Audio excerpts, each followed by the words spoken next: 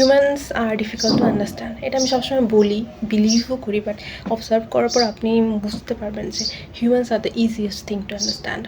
যেমন ধরেন দুইটা মানুষ আপনাকে টেক্সট দিল, সেম সেম টাইম জোন না, ধরেন আলাদা time zone, but kind of similar issue. আপনি একজনকে খুব ড্রাই রিপ্লাই দিলেন যে এটা শেয়ার করার মধ্যে কী আছে, এটা না তো না শেয়ার করলে হতো, আমার অনেক কাজ আছে, হ্যান ত্যান। তো আরেকজন পার্সনকে আপনি কাজের মাঝেও ও রিপ্লাই দিলেন, আসতেছেন ওর সাথে নো ড্রাই রিপ্লাই, একদম ভালো মতো রেসপন্স করতেছেন। তেমনিভাবে আপনি যখন কাউকে টেক্সট দেন, ধরেন দুজনকে আপনি সেম ইস্যু বলতেছেন, কাউকে টেক্সট দিলেন, ও আপনাকে ইগনোর করতেছে, একটা ড্রাই রিপ্লাই দিতেছে, আপনি বুঝতেই পারছেন যে মানুষটা আপনার সাথে কথা বলতে চাচ্ছে না।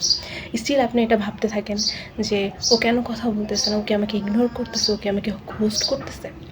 তো এইটার আপনি নিজের বিহেভিয়ারের সাথে কম্পেয়ার করেই দেখেন, আপনি যাকে পছন্দ করেন না অথবা যার সাথে আপনার অত একটা ভালো রিলেশনশিপ মনে হচ্ছে না, তাকে আপনি ভালো মতো রিপ্লাই দিচ্ছেন না। আর যার সাথে আপনি আসলেই একটা ভালো বন্ডিং করতে যাচ্ছেন, ফ্রেন্ডশিপ হোক, রিলেশনশিপ হোক, যেরকম ইচ্ছা সেটা হোক, কিন্তু আপনি ওকে ভালো মতো রিপ্লাই দিচ্ছেন, এর থেকে বোঝা যায় যে humans are easy to understand. কেউ যদি আপনার সাথে মনে হয় যে ড্রাই রিপ্লাই দিচ্ছে অথবা আপনার সাথে কমপ্লিকেশন মনে হচ্ছে যে না ও এরকম কেন করছে, দে আর নট ইউর পিপল। আপনি যেমন কাউকে ফোর্স করতে পারছেন না, আপনি নিজেও যেন অন্যজনে ফোর্সফুলি কিছু করতে পারছেন না, তেমনি ওরাও সেম। আমি কাউকে ব্লেম করবো না, কারণ আমি যেমন আমাকে ফোর্স করতে পারবো না কারোর জন্য ইচ্ছা করে ওর ইন্টারেস্ট দেখানোর জন্য, আরেকটা মানুষেরও সেম।